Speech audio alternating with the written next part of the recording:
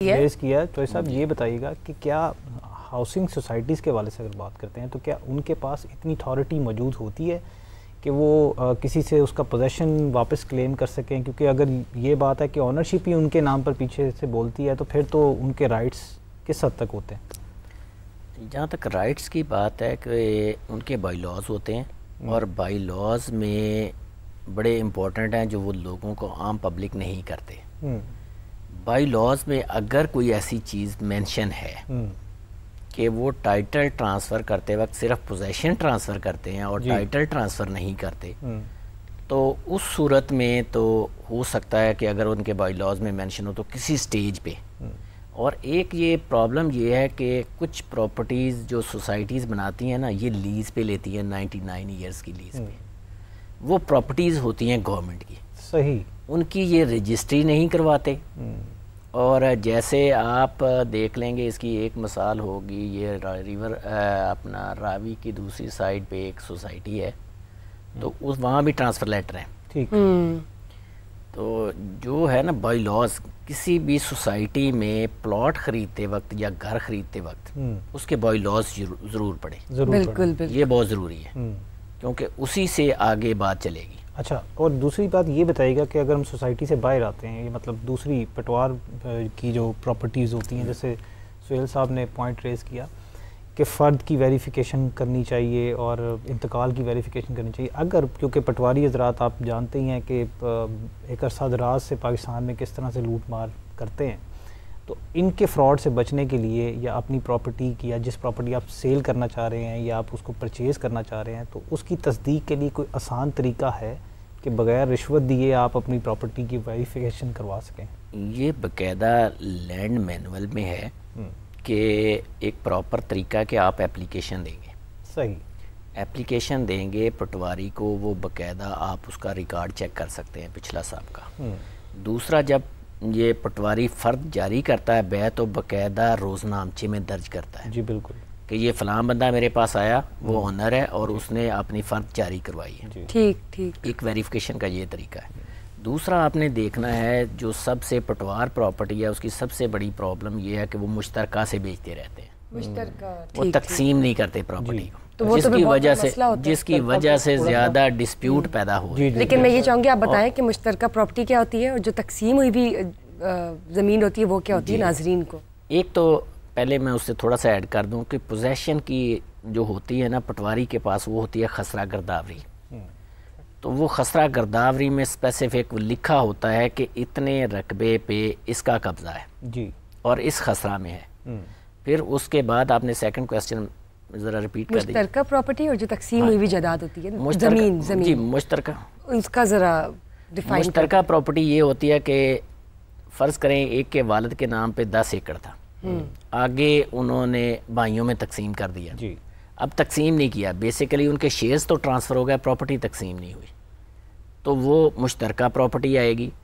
और अगर housing societies जैसे आप बात करें मुश्तरका प्रॉपर्टी हो, तो फिर वो कैसे पता चल सकता है जब कोई खरीदने जा रहा है? हाउसिंग प्रॉपर्टी, हाउसिंग सोसाइटी में तो मुश्तरका प्रॉपर्टी नहीं, उनमें मुश्तरका नहीं, वो जब एग्रीकल्चरल लैंड जो एग्रीकल्चरल लैंड में ज़्यादातर ऐसे होता है, और शहर में भी कुछ रकबे ऐसे होते हैं जो मुश्तरका सालम खाते होते हैं, जो एक पूरी फैमिली के नाम पर खाते होते हैं, उनको फिर बाद में तकसीम कराया जाता है अदालत से भी और डीसी से भी, मेरा ख्याल है ये करता है तहसीलदार साहब करते हैं बाकायदा, उनको एप्लीकेशन देते हैं 135 है गालबन, उसके तहत लैंड रेवेन्यू एक्ट का, उसके तहत आप एप्लीकेशन देंगे, फिर उसमें वो प्रॉपर एक प्रोसीजर अडॉप्ट करके उसको अपना लफ्ज़ भंडा जात इस्तेमाल करते हैं। राइट साहब, तो वो इसमें मैं ये ऐड करना चाहूँगा, उसमें जो रेवेन्यू हायरार्की में तहसीलदार के पास ज़री प्रॉपर्टी की तकसीम के लिए जाएंगे, और जो रेजिडेंशियल है या कमर्शियल प्रॉपर्टी है उसके लिए आपको सिविल कोर्ट में जाना पड़ेगा। ठीक, कोई साहब ये भी बताइएगा कि अभी हम रेंटल प्रॉपर्टी के बारे में बात कर रहे थे, जी,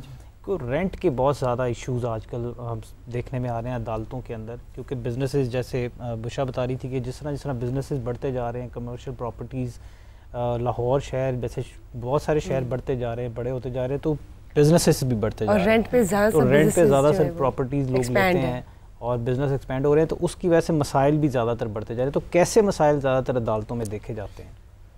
उसमें इशू ज़्यादातर यही आते हैं कि एक एग्रीमेंट तो हो जाता है, लेकिन उसको प्रॉपर जो है वो जो टेनेंसी है उसे रजिस्टर्ड नहीं करवाया जाता। इस वजह से मसाइल बनते हैं। और उसके बाद इस तरह मेरे भाइयों ने पहले बताया कि किराया प्रॉपर तरीके से ना देना और फिर वो जो है ओनर को ख़राब करना, ये इशू आ जाते हैं। क्या ऑनर की तरफ से कुरैशी साहब बाउंड किया जा सकता है जो आपसे प्रॉपर्टी रेंट पर ले रहा है उसको, कि आप इतनी देर तक ये प्रॉपर्टी खाली नहीं कर सकते? उसमें एग्रीमेंट जो होता है उसमें सारी क्लॉजेज मेंशन होती हैं कि क्या राइट्स हैं, क्या लाइबिलिटीज़ हैं। हम यहीं से शुरू करेंगे। हमारे साथ एक कॉलर मौजूद है, वो कॉल लेंगे। अस्सलाम वालेकुम। जी सलाम अलैकुम, बख्तियार बात कर रहा हूँ मैं टोबा टेक सिंह से। जी फरमाइए। जी मैंने एक इधर हाउसिंग सोसाइटी में ना, जब ये नई अभी इन्होंने नाम शामी रखा था, इन्होंने कहा कि आप फाइलें ले लें, सस्ते में मिल रही हैं, मैंने फाइलें ले ली।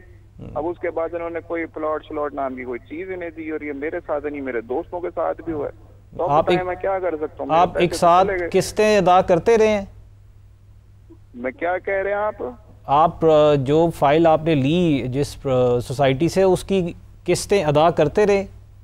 जी मैं करता रहा, सारी पेमेंट हो गई थी मेरी, फिर भी नहीं दिए उन्होंने।